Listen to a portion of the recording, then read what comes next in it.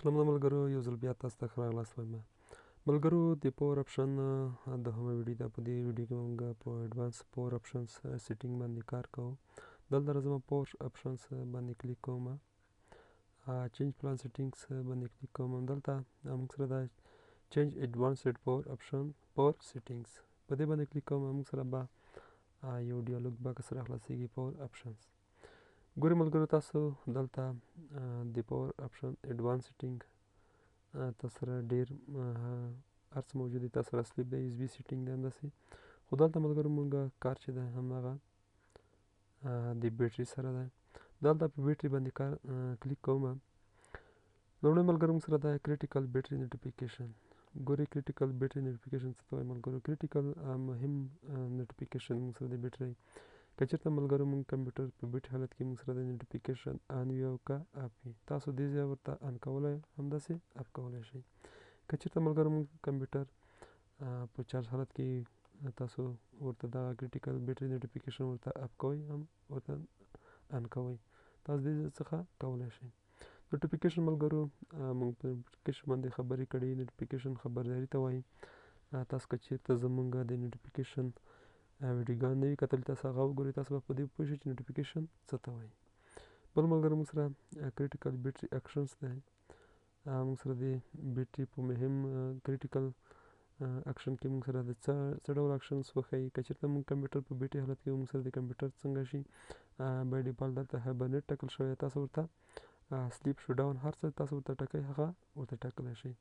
همداسې په دې کې که چېرته موږ کمپیوټر په چارج حالت کې پلګ ان وي، موږ سره تاسو ډو نوتینګ ورته انتخابوئ، سلیپ ورته انتخابوئ، هایبرنیټ شو ډاون هر څه تاسو ورته انتخابوئ هغه ورته انتخابولی شئ. کریټیکل بیټري اکشنز اړوند. بل ملګرو موږ سره لو بیټري لیول ده. که چېرته موږ کمپیوټر بیټري بیخي لو شي، دلته ورته 10% ټاکل شوي ده. زه ورته د بیټري لیول ورته همداسې 12 ټاکمه.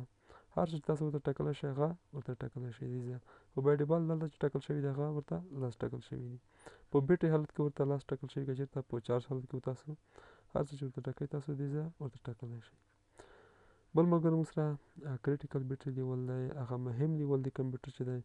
که چېرته زموږ په کمپیوټر کې بیخي زیات چارج ختم شي، موږ کمپیوټر په بیټري حالت کې وي، موږ سره چارج 15% ته راشي، تاسو دا ورته زیاتولی هم شئ چې موږ سره د بیټري کریټیکل بیټري لیول دی موږ سره 15 ته نه راځي، موږ سره د 6 ته راشي، همداسې 10 ته دې راشي. هر څه تاسو ورته ټاکلی شئ دلته ورته ټاکلی شئ. په چارج حالت کې تاسو هر څه ورته ټاکلی شئ، 15%، همداسې 6، 9، هر څه تاسو ورته ټاکلی شئ هغه ورته ټاکلی شئ. بل ملګرو موږ سره لو بیټري نوټیفیکیشن دی. کله چې موږ په کمپیوټر کې په بیټري کې چارج بیخي کم شي، موږ ته د یو خبرداری راکړل شي او که نه نوټیفیکیشن دې راکړل شي او که نه. که چېرته موږ کمپیوټر په بیټري حالت کې موږ کمپیوټر چارج سره وصل نه وي، موږ ته د خبرداری راکړل شي او که نه. که چېرته تاسو ورته اپ کوئ تاسو ته به نوټیفیکیشن نه راځي، که چېرته ورته ان وي تاسو سره به نوټیفیکیشن راځي.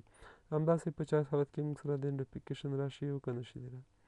بل ملګرو موږ سره لو بیټري اکشنز دی. موږ سره دلته بای ډیفالټ د نوتینګ ورته انتخاب شوی، تاسو ورته همداسې سلیپ، هایبرنیټ شو ډاون هر څه تاسو ورته ټاکئ هغه ورته ټاکلی شي. دا لو بیټري اکشنز دی.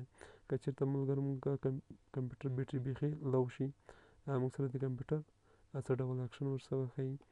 نو بای ډیفالټ تاسو هر څه بخښنې سره بای ډیفالټ چې دا ډو نوتینګ انتخاب شوی، تاسو هر څه ورته ټاکلی شئ هغه ورته ټاکلی شئ. بل ملګرو موږ سره سروز بیټري لیول دی. موږ سره په بیټري حالت کې موږ سره 9%، همداسې په پلګ ان حالت کې موږ سره 9%. تاسو ورته هر یو چې ورته ټاکئ تاسو ورته ټاکلی شئ.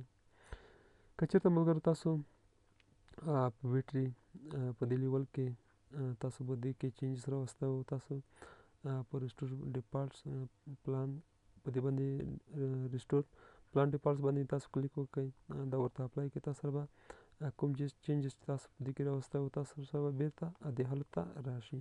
په دې به تاسو کلیک وکړئ، دا به ورته اوکې کړئ، تاسو به دا ورته اپلای کړئ، بېرته به دا ورته اوکې کړئ، نو تاسو سره به راشي.